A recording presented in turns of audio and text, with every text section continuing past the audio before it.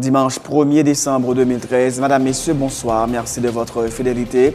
Bienvenue dans ce nouveau numéro de Pulsation Week-end. À la une de l'actualité, une délégation de la Commission interaméricaine des droits de l'homme est en République dominicaine pour diligenter une enquête relative à l'arrêt 168-13 de la Cour constitutionnelle dénationalisant des Dominicains d'origine haïtienne.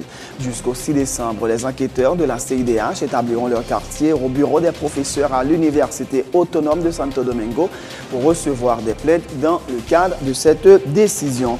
Le professeur Hansi Pierre condamne l'arrêt de la Cour constitutionnelle dominicaine, mais se prononce contre la fermeture des frontières avec la République dominicaine. Saluant la position du CARICOM de surseoir à l'intégration de la République dominicaine, Hansi Pierre appelle la société civile des deux pays à exercer des pressions sur les pays ayant de gros intérêts économiques en République dominicaine pour qu'ils se prononcent ouvertement sur la question. Il cite notamment les États-Unis, le Canada, l'Espagne et l'Italie. Alors que la République dominicaine est l'objet de vives critiques dans l'opinion internationale, le président Danilo Medina a publié le 29 novembre dernier le décret sur le plan national de régularisation des étrangers en situation irrégulière.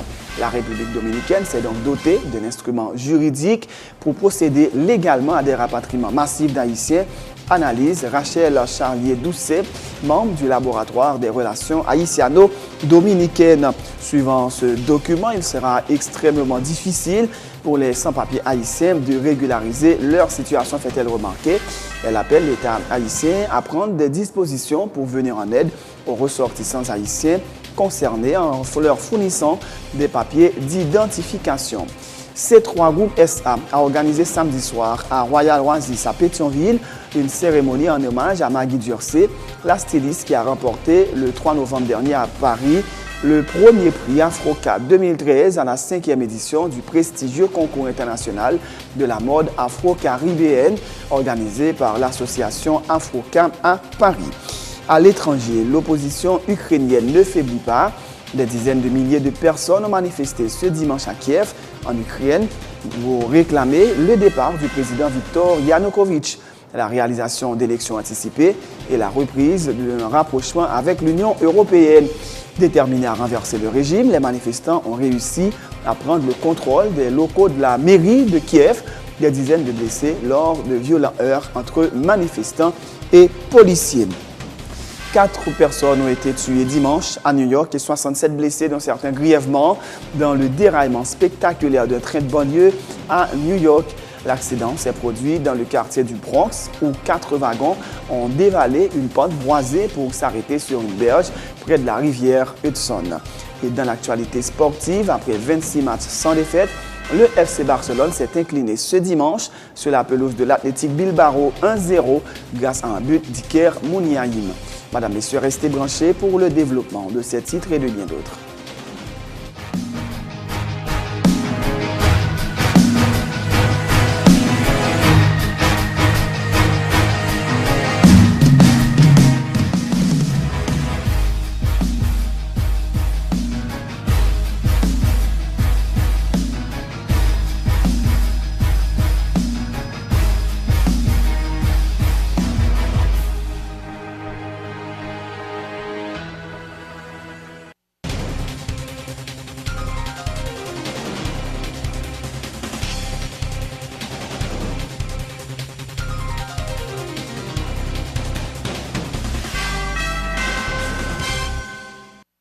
De recherche, bienvenue dans le développement du journal. Une délégation de la Commission interaméricaine des droits de l'homme est en République dominicaine pour diligenter une enquête relative à l'arrêt 168-13 de la Cour constitutionnelle rendant apatrides des Dominicains d'origine haïtienne. Jusqu'au 6 décembre, les enquêteurs de la CIDH établiront leur quartier au bureau des professeurs à l'Université autonome de Santo Domingo pour recevoir des plaintes dans le cadre de cette décision. Alors que la République dominicaine est l'objet de vives critiques dans l'opinion internationale, le président Danilo Medina a publié le 29 novembre dernier le décret sur le plan national de régularisation des étrangers en situation irrégulière. La République dominicaine s'est donc dotée d'un instrument juridique pour procéder légalement à des rapatriements massifs d'Haïtiens analyse Rachel Charlier-Doucet, membre du laboratoire des relations haïtiano-dominicaines, soulignant que suivant ce document, il sera extrêmement difficile pour les sans-papiers haïtiens de régulariser leur situation. Elle appelle l'État haïtien à prendre des dispositions pour venir en aide aux ressortissants haïtiens concernés en leur fournissant des papiers d'identification. Rachel Charlier-Doucet intervenait ce dimanche à l'émission Sans détour de Marie-Lucie Bonhomme. Nous avons une dynamique côté dominicain à piquer devant. Regardez en une semaine dernière, là, il y a passé à des vitesses supérieures. Et plan national de régularisation, moi, je pense que son document pour le gouvernement prend soin pour l'étudier. Parce que c'est là, dans l'instrument juridique, ça, que l'État dominicain bat tête les capacités pour opérer des rapatriements. Parce que il mettait une série de conditions que connaissant profil socio-économique, caractéristiques propres pays pas nous en tout, qui pourrait être impossible pour eux accomplir. Et il dit clairement dans l'article 4 là, tout le monde qui ou bien parle aller devant le ministère de l'Intérieur et Direction générale de migration, ou bien qui n'est pas conformé à ça, la loi dominicaine demandée, passible de déportation. Il y a des conditions tant que il faut qu'on ait un compte en banque, il faut qu'on ait un passeport, il faut qu'on ait un acte de naissance, il faut qu'on vienne avec 7 témoins dominicains qui pour prouver que il y a des conditions tant que il faut que moun fait la preuve pour prouver que attache à la société dominicaine, il faut qu'il soit capable d'écrire espagnol. Une série de regardez article 2, article 4, article 8, article 10, article 16, article 18, tout article ça c'est des articles qui ont des pièges là-dedans concernant catégorie migrants haïtiens. Donc, c'est extrêmement difficile, voire impossible, pour que des Haïtiens qui vivent irrégulièrement, pour me répéter, et en République dominicaine, pour remplir les conditions. Pour remplir les conditions, à moins que, comme moi dis, que l'État haïtien mettait devant le propre, que le mette au marché précédent tout. Okay, ça veut dire. Ça veut dire que tout consulat haïtien, en particulier consulat haïtien à Santo Domingo, à Santiago et dans l'autre point côté haïtien, et peut-être mettre l'autre consulat, pour bailler migrants haïtiens des papiers qui accréditent, des papiers d'identité. Vous comprenez? Sinon, moun sa yo passible de déportation ipso facto. Yo dit d'autre part, en même temps que yo dit que si moun yo pas rempli condition yo baille tête 6 mois. Jusqu'à mai 2014 pour yo mettre en place toute structure. Entre parenthèses, yo a créé 4 structures concernant la migration. Conseil national de la migration, Institut national de la migration, ministère de l'Intérieur qui est occupé de la migration, Direction générale de la migration. Il y a 4 institutions République dominicaine qui vraiment, sans compter la présidence, qui travaille sur le dossier migratoire. C'est dire qu'il y a importance que vous attaché à dossier ça. Le professeur Hansi Pierre condamne l'arrêt de la Cour constitutionnelle dominicaine, mais se prononce contre la fermeture des frontières avec la République dominicaine. Saluant la position du CARICOM de surseoir à l'intégration de la République dominicaine, Hansi Pierre appelle les membres de la société civile des deux pays à exercer des pressions sur les pays ayant de gros intérêts économiques en République dominicaine pour qu'ils se prononcent ouvertement sur la question. Il cite notamment les États-Unis, le Canada, l'Espagne et l'Italie. Hansi Pierre est professeur de monde Caraïbes à l'Université d'État d'Haïti. Son bagage est très complexe et nous préférons pour le moment noter avec un peu l'appréciation position CARICOM. Et nous avons une position États-Unis, Canada, qui a des investissements dans la mine, dans le tourisme, dans l'hôtellerie, dans la banque, dans le secteur de pointe, Italie, la France, Espagne, dans le processus. Et je pense qu'il faut qu'il y ait plus de mouvement société civile, pressionner le secteur ça pour prendre position, même Jean Carré comme proposition. Fermer les frontières, les dirigeants, les groupes dominants par rencontrer Bahamas, par rencontrer Florida. Et puis la population intégrée, il y a des alliances entre eux, il y a des gens qui font petit à l'est, comme ça qui fait petit à l'ouest. Il y a des terres, ils travaillent ensemble. Il est vrai qu'il faut que les soient plus régularisés dans le cadre politique pour les deux peuples et les deux États bénéficiaires. Et d'autant plus que l'île d'Haïti n'est pas capable de fermer. Nous avons expérience de l'autre pays qui, malgré des situations de guerre importantes, les Corées, mais le peuple coréen est intégré. Taïwan et la Chine, et nous avons plusieurs autres exemples pour voir comment il y a une sorte d'intégration, et même dans le côté minoritaire, je pense qu'il faut qu'il y ait plus de solidarité entre deux peuples, entre groupes civiques, groupes société civile et université et la presse doivent jouer un rôle important dans le cœur de la situation pour une meilleure compréhension, une meilleure action, pour être capable de réponses vraiment pertinentes, rationnelles pour une bonne convivialité entre deux peuples.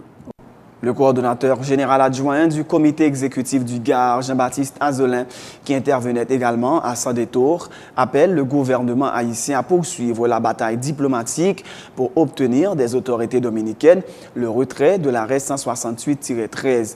Il dit croire aussi que la société civile doit rester mobilisée pour forcer d'autres organisations, dont l'Espace Petro-Caribé, à condamner, à l'instar du CARICOM, la décision du tribunal suprême dominicain.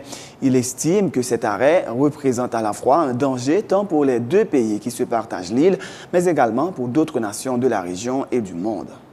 Et Goumet, pour faire la République dominicaine rentrer décision co-constitutionnelle, il faut qu'il continue à faire sur le plan diplomatique.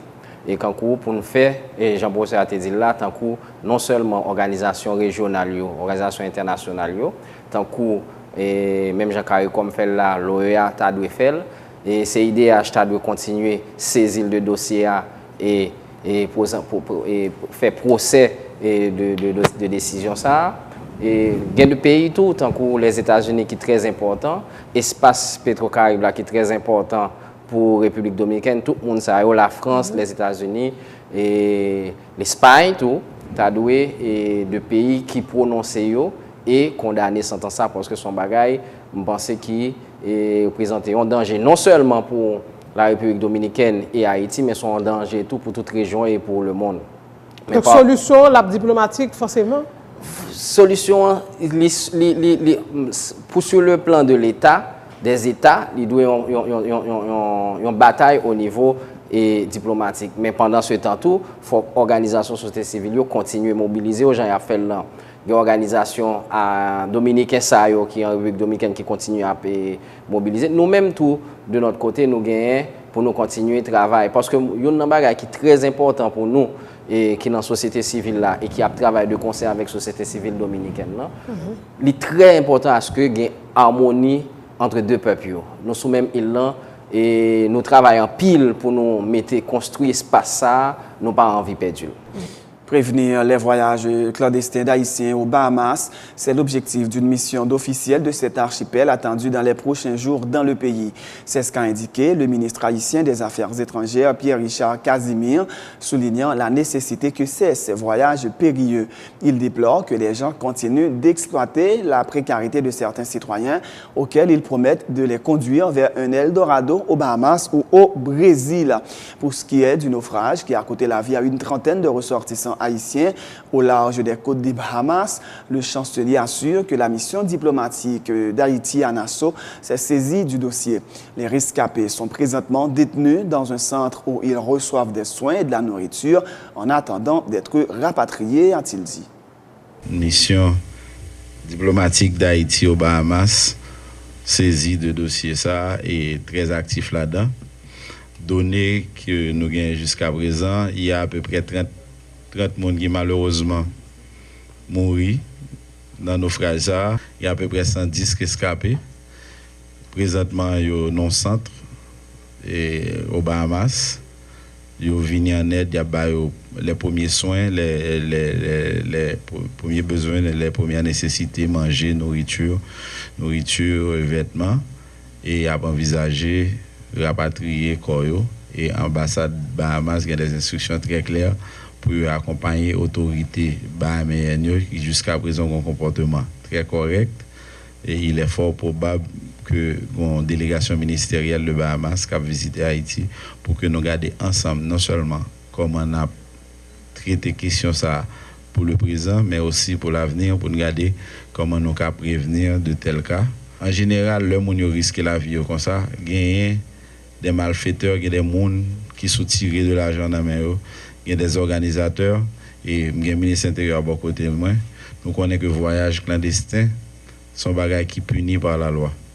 Donc il faut que nous trouvions meneurs, gens qui bénéficient de l'état de difficultés économiques pour que faire croire que Eldorado. Et ceci, ce n'est pas seulement pour Bahamas. Par exemple, pour le Brésil, et là, le problème est encore plus difficile puisque généralement, il fait mon croire qu'il y a un Eldorado au Brésil. Mon a des fois dépensé 2, 3, 4 000 $ américains, font une longue traversée République Dominicaine, Panama, Pérou, Équateur pour y aboutir au Brésil. Je ne dis à un paquet de citoyens haïtiens qui ont en difficulté au Brésil. Le gouvernement brésilien est très correct jusqu'à présent. Le ministère des Affaires sociales et du Travail a lancé mercredi dernier son programme d'accompagnement des ouvriers du secteur de la sous-traitance. Désormais, ces travailleurs auront la possibilité de consommer un plat chaud et de qualité avec seulement 20 gourdes au niveau des parcs industriels, ce qui représente une économie quotidienne de 30 gourdes, informe le titulaire du MAST, Charles Jean-Jacques. Le ministre Jean-Jacques annonce également le renforcement de l'inspection du travail de manière à garantir de meilleures conditions de travail dans les parcs industriels. Quand nous avons recevoir pour cas de maladie, nous prouvons que 80% des gens qui sont dans ce centre qui sont malades, ils ont des problèmes gastriques ou gastro-entérite. Problème gastrique parce que 3 cas de gens pour faire économie, ils ont sorti sans manger. Ou bien ils ont réduit dans la ration manger par rapport à la quantité de corps qu'ils ont dépensé par jour. Donc tout problème ça a été mené dans la tête ministère là, suivant Jean-Michel dit tout à l'heure, vision président et détermination chef gouvernement, qui permettent d'implémenter aujourd'hui un programme d'accompagnement social pour ouvriers qui travaillent dans le secteur industriel, plus précisément dans le secteur textile. Et c'est pour ça que aujourd'hui nous annonçons que le prix manger, à partir de l'application programme ça, pour permettre que les ouvriers fassent des économies de 30 à 55 gouttes par jour. Parce que le prix a une fixe, l'a coûté 20 gouttes. 20 gouttes que l'a coûté ouvrier, l'État lui-même lui mettait aux subventions de 15 gouttes. Ça permet que l'ouvrier qui peut manger, plat qui pipiti, qui environ 50 gouttes, 60 gouttes, 75 gouttes qui était plat idéal là, que jodi a, il n'a pas besoin de dépenser même comme ça pour manger, même manger, qui pourra le faire dans de meilleures conditions. Pour autre plus qui en dehors par c'est cantine mobile FAES. Qui pourra le porter manger à 20 gouttes tout pour nous. Mais nous faisons gens que nous rejoignons au plat de qualité, que nous recevons à l'heure où nous recevons dans les meilleures conditions hygiéniques possibles, avec une quantité acceptable qui permettent que nous continuions à une performance dans le travail que nous avons accompli. Le ministère des Affaires sociales, à travers la direction du travail, il va renforcer l'inspection du travail pour être capable de garantir les meilleurs traitements possibles sur les lieux du travail.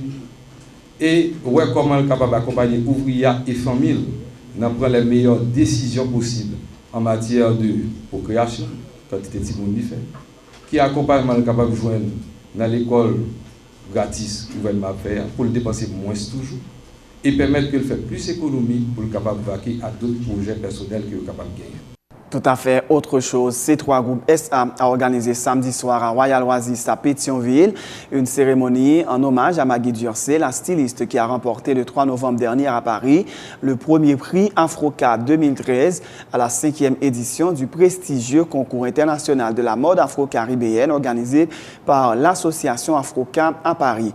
Un prix que Maggie Durcé a attribué à Haïti, rappelant que plus de 300 autres designers originaires de Londres et de Paris notamment était en compétition cette année. Nous sommes un peuple valeureux qui mérite d'être traité en tant que tel, a dit la styliste, rappelant que d'autres artistes, dont Jean-Jean Roosevelt et Bello, ont eux aussi triomphé sur la scène internationale. Nous sommes une terre spéciale, vous savez ça? Une terre spéciale, une nation spéciale. Moi, je le sais. Et vous le savez parce que vous le sentez. Pourquoi Haïti? Pourquoi Maggie Durcé avec 301 designers de Londres, de Paris, de Balenciaga, de Dior? Pourquoi moi? Pourquoi Jean-Jean Roosevelt à Paris? Pourquoi Bello? Qu'est-ce que nous avons, hein?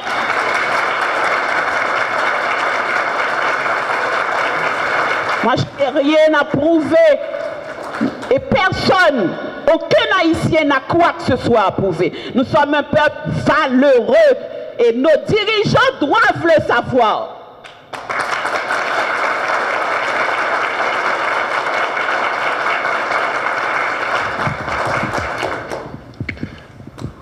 Je vais dire merci à mon pays d'abord que j'aime. Je prie pour ce pays. Je demande à Dieu de m'éclairer, d'éclairer ceux qui sont branchés. J'ai eu des visions pour ce pays et beaucoup de gens le savent.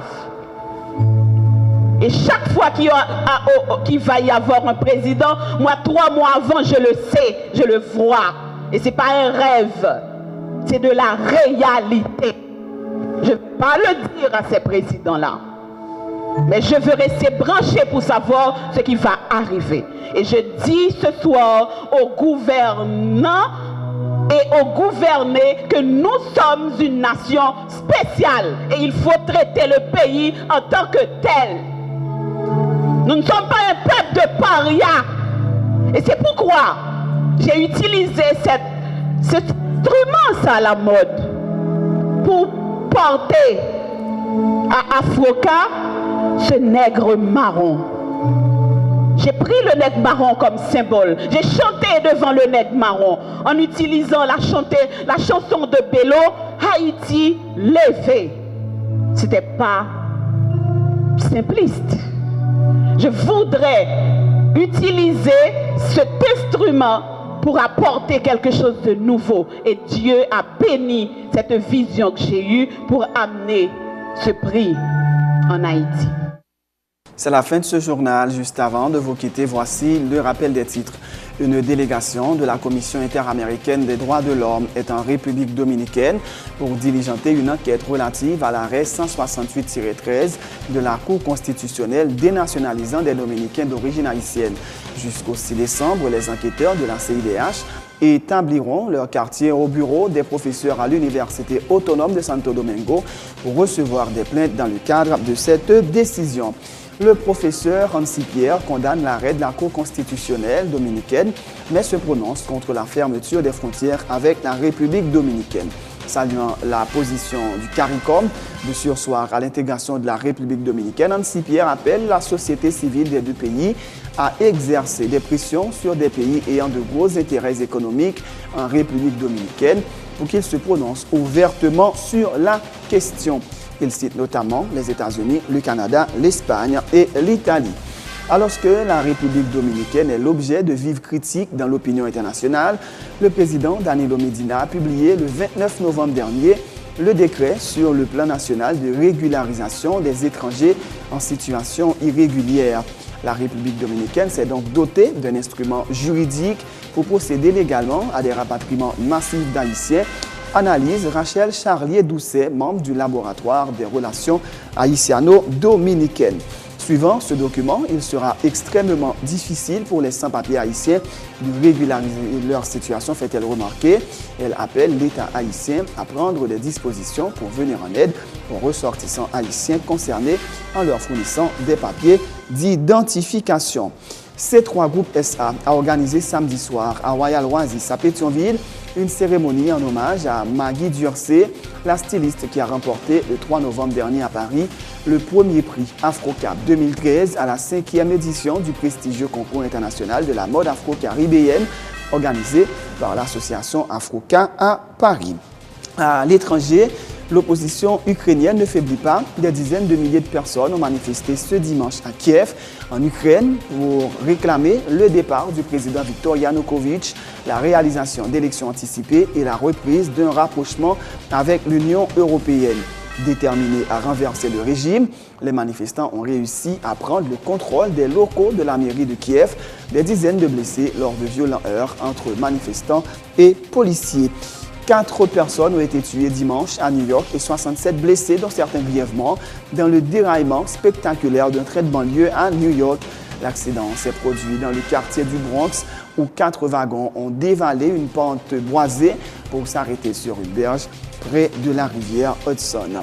Dans l'actualité sportive, après 26 matchs sans défaite, le FC Barcelone s'est incliné ce dimanche sur la pelouse de l'Athletic Bilbao 1-0 grâce à un but d'Iker Muniain. C'est la fin de ce journal. Merci de l'avoir suivi. Bonne suite de programme sur Télé Pluriel.